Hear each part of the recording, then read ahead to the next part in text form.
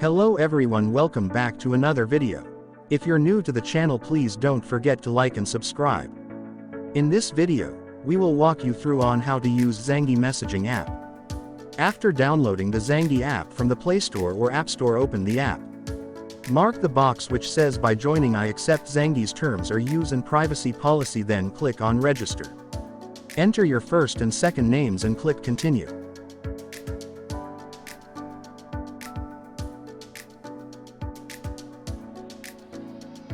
Enter password, or you can skip this process now.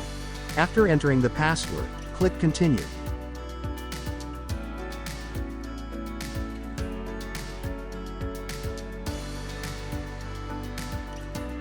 Zangi will generate a unique number for you, which will be your number for calls and login info. If you forget this number, you will lose access to your Zangi account, so I advise you keep a screenshot of this number. Click on continue and your Zangi account all set up and ready to use. You can share your Zangi number to friends to invite them to Zangi. That is it for today, and thanks for watching. If this was helpful, leave a like and subscribe to the channel.